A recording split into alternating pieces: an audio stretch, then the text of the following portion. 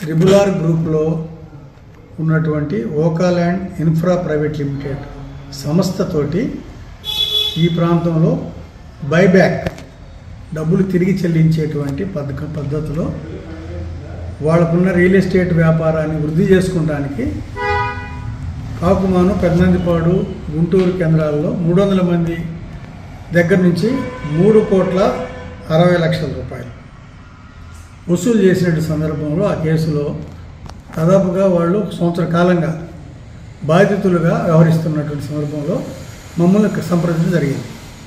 మేము వీళ్ళకి గైడ్ చేస్తున్న క్రమంలో మాకు అర్థమైంది ఏంటంటే స్థానిక పోలీసులు బాధ్యతారాహిత్యంగా వ్యవహరిస్తూ ఉన్నారు. ఇన్వెస్టిగేషన్ ఆఫీసర్ ఉన్న సిఐ గారు ముద్దాయిలతోటి ఎక్కడో చోట కాంప్రమైజ్ అనేది కనిపిస్తూ ఉంది. కేసు పెట్టే దగ్గర నుంచి హైకోర్టు డైరెక్షన్ వచ్చి తర్వాత సెక్షన్ ఆల్టర్ చేసే దగ్గర కానీ, తర్వాత ఎస్పీ గారు డిఎస్పీ గారు ఇచ్చిన ఆదేశాలని అమలు చేసే దగ్గర కానీ, లేకపోతే ముద్దాయిల్ని తప్పుదారి పట్టించే ముద్దాయిలకి రక్షణ కవచం ఉండే పద్ధతుల్లో బాధితులకి ల్యాండ్ తీసుకోమని చెప్పే దగ్గర కానీ, ఆయన ఒక చట్ట పరిధిలో బాధితుల పక్షపాతిగా కాకుండా ముద్దాయిలకి అందుబాటులో ఉండి సహకరిస్తున్నట్టుగా వీళ్ళు చెబుతున్న సమాచారం ఇప్పటివరకు జరిగినటువంటి బాధితుల సమావేశంలో మాకు సమాచారం అంది.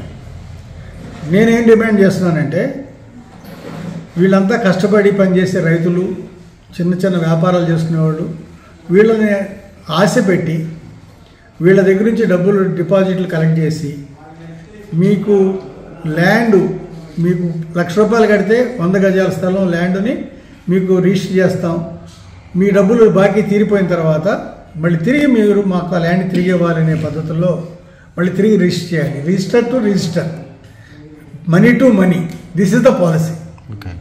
ఈ పద్ధతిలో చేసినటువంటి దానికి వీళ్ళంతా కూడా నమ్మి నష్టపోయారు. వాళ్ళకి ల్యాండ్ ఇవ్వలేదు, డబ్బులు ఇవ్వలేదు, వాళ్ళు అడిగితే కూడా స్పందించట్లేదు. పోలీసులతోటి వాళ్ళు లాలుచీపడి పోలీసులను వాళ్ళు కట్టుకుని ఈ మొత్తం కేసు అంతా నీరుగార్చే ప్రయత్నం చేస్తూ ఉన్నారు. అందుకని మేమేమంటున్నామంటే ఇట్లాంటి కేసుల్లో పోలీసులు జోక్యం సరిగ్గా లేదు కాబట్టి ఇన్వెస్టిగేషన్ ఆఫీసర్ మార్చమని వాళ్ళు ఇటీవల ఒక పిటిషన్ పెట్టారు ఎస్పీ గారికి. ఇన్వెస్టిగేషన్ ఆఫీసర్ మార్చాలని, రాజారావు సంబంధించినటువంటి ఆస్తుల్ని అమ్ముకోకుండా సీజ్ చేయాలని, అతన్ని ఎస్పీ గారు ఆదేశించినట్టుగా అరెస్ట్ చేయాలని డిమాండ్ చేస్తా ఉన్నాం. దాంతోపాటు ఈరోజు బాధితులతోటి సమావేశం జరిగింది. చాలా ఆవేదనతో ఉన్నారు, చాలా ఇంట్రెస్ట్ కట్టుకుంటారు. వీళ్ళు 13 గ్రూపులుగా ఉన్నారు. 13 గ్రూపుల్లో వీళ్ళు 13 మంది లీడర్స్ బాధ్యత వహించి వాళ్ళు నానా ఇబ్బందులు పడుతూ ఉన్నారు.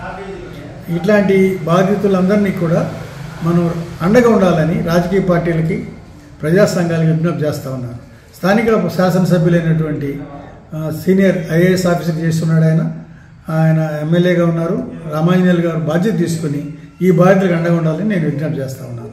వీళ్ళు త్వరలోనే వీళ్ళకి రిక్వెస్ట్ చేసే నేను రాజకీయ పార్టీలు, స్థానిక ఎమ్మెల్యే, ప్రజాప్రతినిధులు ఎవరైతే ఉన్నారో అందరినీ పిలుచుకుని మీకు న్యాయం జరిగేటట్టుగా, పోలీసు అధికారులు సహకరించేటట్టుగా, ప్రభుత్వం సహకరించేటట్టుగా ఈ వైట్ కాలర్ క్రిమినల్స్ని అరెస్ట్ చేయాలని, ఈ వైట్ కాలర్ క్రైమ్స్ని ప్రభుత్వం నిర్లక్ష్యంగా ఉండకూడదని డిమాండ్ చేస్తూ అతి త్వరలో వీళ్ళందరికీ రాజకీయ పక్షాలు, ప్రజా సంఘాలు, అట్లాగే ప్రజాప్రతినిధులు అండగా ఉండి దోషిని శిక్షించాలని, బాధితులకి వాళ్ళకి రావాల్సిన డబ్బులు తిరిగి ఇప్పించాలని డిమాండ్ చేస్తాం.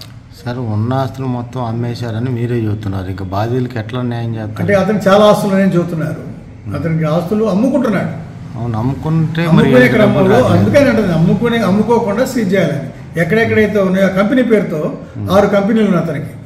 త్రిబులార్లో 6 కంపెనీలు ఉన్నాయి. 6 కంపెనీల పేరుతో ఆస్తులు ఉన్నాయి.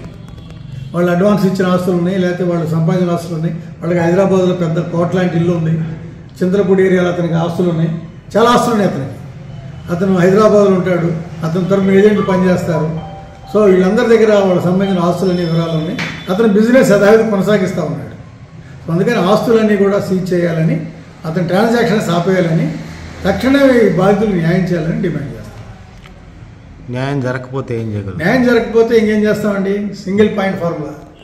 ప్రజలు వాళ్ళ సంబంధించిన అంశాల మీద ప్రజలు తగిన విధంగా ప్రజా ఉద్యమం నిర్మించి వాళ్ళని ప్రజా కోర్టులో నిలబెడతారు.